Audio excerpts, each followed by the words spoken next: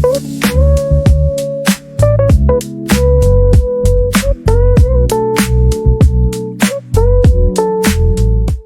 record the laws of indices. The first law is the law of addition that says a raised to power x, okay, multiplied by a raised to power y is equals to a raised to power x plus y. And the subtraction law, a raised to power x divided by a raised to power y is equals to a raised to power x minus y. The zero index that says anything raised to power 0 is equals to 1, and the negative index is 1 over a raised to power x. Okay, and likewise we'll have the power law, or let's say the product law, that says a raised to power x all raised to power y is equals to a raised to power x comma y.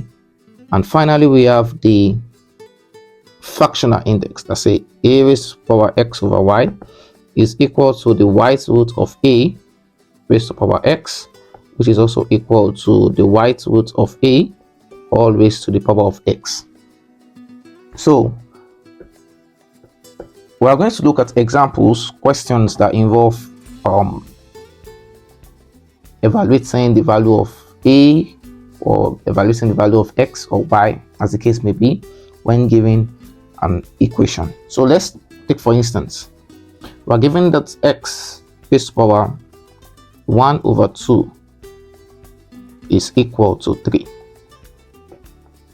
X raised to power 1 over 2 is equals to 3, and we're asked to evaluate the value of x. Now, the whole process of evaluating the value of x is to ensure that x here is no longer x raised to power 1 over 2, but it is now x raised to power 1. So the only way we can do that is to multiply, to raise the power of this by 2, such that when we apply product law, it becomes x raised to power 1 over 2 times 2, and this will become x raised to power what? 1, because half times 2 is 1. But in the same vein, we will notice something, that we have been dealing with just the left hand side. We are not performing any operation on the right hand side, because the rule of mathematics says what is done on the left hand side should be done on the right hand side. So in order to do this, whatever we do on the left, we do on the right. So let's begin by saying we square both sides. When we square both sides, we have x raised to power half all raised to the power of 2 is equals to 3 squared. So we know that when we have this, it will become times 2 according to product law, and this will become 9. And x raised to power half times 2 is x raised to power 1, and x therefore is equals to 9. Okay, let's take another question. We have 2. We have 1, or let's take 3 into 3 raised to power x is equal to 27. 3 raised to the power of 3 into 3 over x is equals to 27. Now in this case, we can say this is 3 times 3 raised to power x, which is equals to 27. Now what we will do now is to write 27 as a base, because we can see that we have base 3, we have base 3, and we can write 27 because 27 is equals to 3 times 3 times 3. That is 3 raised to power 3. Okay, so therefore we can now write this as 3 raised to power 1 times 3 raised to power x. 27 is 23 raised to power 3. Now we can apply addition law to this and say this is 3 raised to power 1 plus x equals to 3 raised to power 3. Now we have an equal base. Let me use red. We have an equal base, therefore we take that the powers are equal. So we'll equate the powers, and then we will have 1 over x is equal to 3. 1 plus x rather is equals to 3. So with this we can say that x is equals to 3 minus 1 and x is equals to 2. So once we have this, we can now test or check the answer and say that 3 into 3 raised to power 2 is equals to 27. So 3 times 3 raised to power 2 is 9, and 3 times 9 is 27. Let's take another question. We are given 3 raised to power x is equal to 1 over 81. Now, the first thing we will see is we have a base 3, and we have another value that says 81. Now we know that 27 is equals to 3 times 3 times 3. Also 81 is equals to 3 times 3 times 3 times 3. So this will give us 3 raised to power 3, and this will give us 3 raised to the power of 4. So we can change this to give us 3 raised to the power of 4. So that means 3 raised to power x is equals to 1 over 3 raised to the power of 4. Now, if we take a look at 1 over 3 raised to the power of 4, we can say that it is inverse. And once we have inverse, we are assuming that we'll take it as a negative index. That's 1 raised to the power minus x is equals to 1 over a raised to the power x. Okay, so therefore when we relate this with what we have here, we will see that this is equals to 3 raised to power what? Minus 4. So in that case, we have 3x is equals to 3 raised to power minus 4. Therefore, just like we had before, same base 3 3, and therefore the powers for the index will be equal. So x will be equal to minus 4.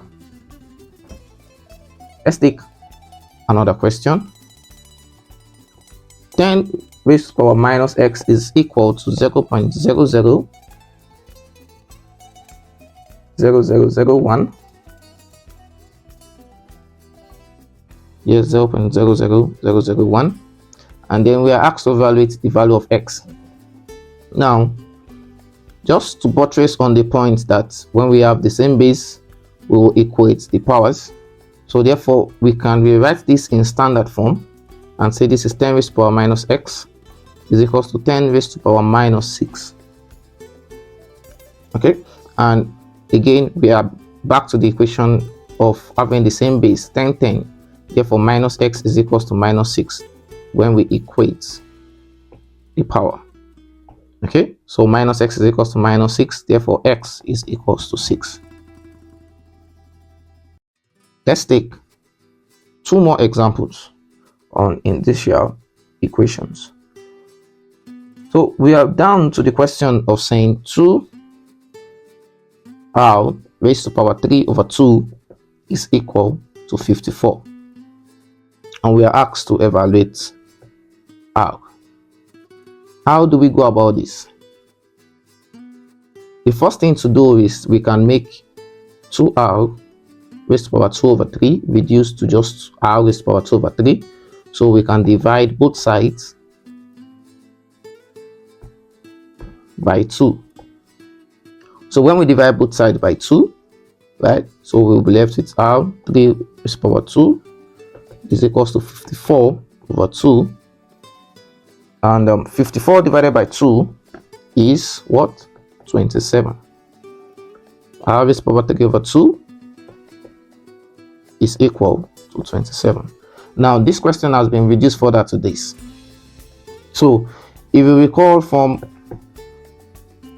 our fractional index, because this looks like a fractional index question, that's a raised to power x over y is equal to the white root of a raised to the power of x, which is also equals to the white root of a all raised to the power of x.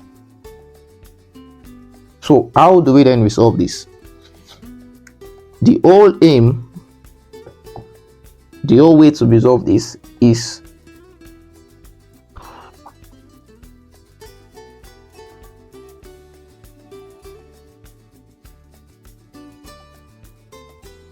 to make sure that this 3 over 2 is turned into 1. When this 3 over 2 is equal to 1, then we can resolve this. So in essence, how do we make 3 over 2 become 1? So we multiply it by the inverse of it. That is what?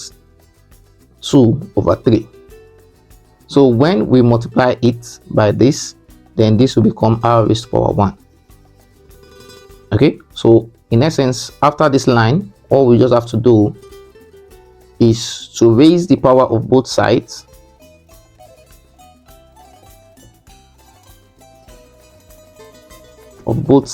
by 2 over 3. So in essence, we are going to end up having a power law related question. All raised to the power 2 over 3 is equals to 27. All raised to the power of 2 over 3. Okay, so here now we have power law, just like we have